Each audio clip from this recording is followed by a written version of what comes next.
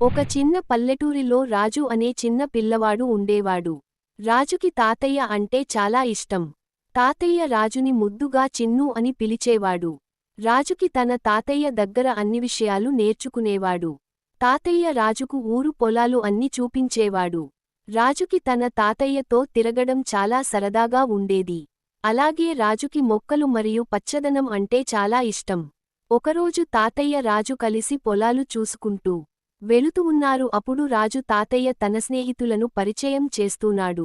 అలా వెళుతూ తన మనవడికి చాలా విషయాలు చెబుతూ సమాజంలో ఎలా ఉండాలి, ఎలా నడుచుకోవాలి అనేదాని గురించి తాతయ్య రాజుకి చెబుతున్నాడు. బాగా చదువుకొని మంచి పేరు ఉద్యోగం సంపాదించుకొని మంచిగా ఉండాలి చిన్నూ.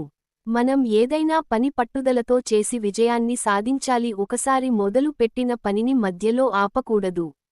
అలాగే పక్కవారికి సహాయం చేస్తూ ముందుకు సాగాలి.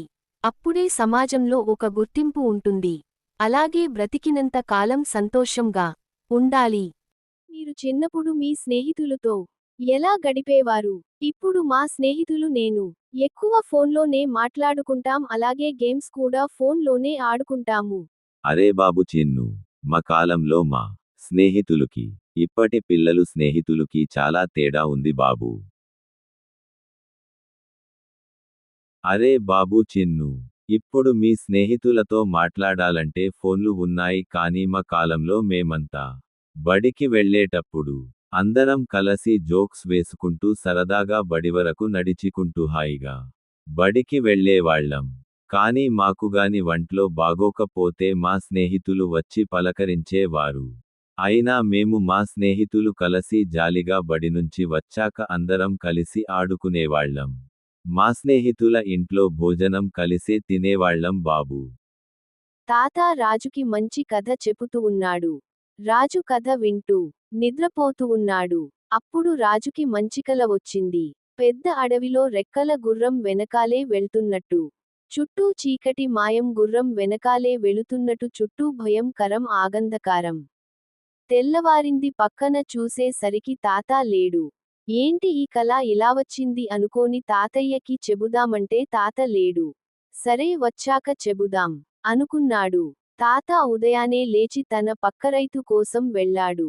రైతుతో మాట్లాడుతూ ఏం నారాయణ ఎలా ఉంది? ఈసారి పంట ఏం చెప్పను అయ్యా, పంట చేతికి వచ్చే సరికి వర్షాలు పడుతున్నాయి. సరే నారాయణ, మనకు ఎప్పుడు ఉండే కష్టాలే కదా. పిల్లలు ఎలా ఉన్నారు అని అడిగాడు తాతయ్య. బాగానే ఉన్నారు అయ్యా అని అన్నాడు.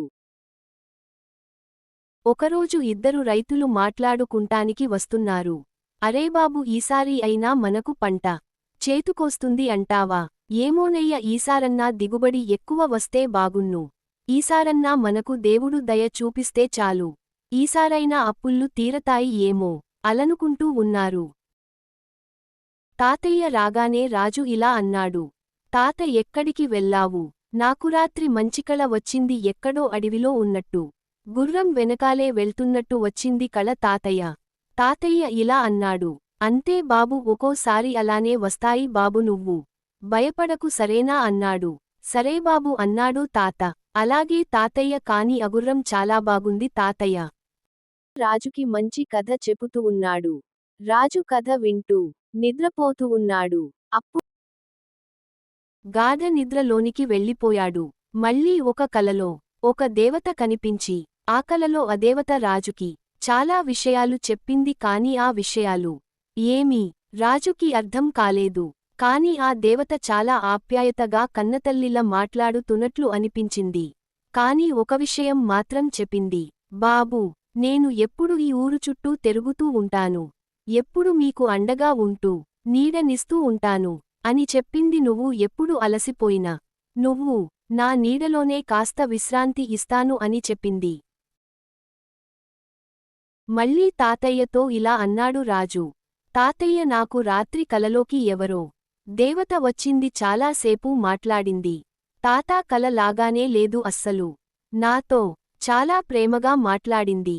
తాతయ్య ఇలా అన్నాడు. సరే బాబూ, కలలే కదా, కలలు అలానే వస్తాయి.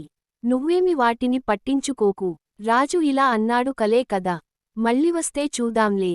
కలలు సహజమే కదా. అయినా తాతయ్యకు చెప్పిన వినడు నన్ను తిరిగి తిడతాడు అని అనుకున్నాడు.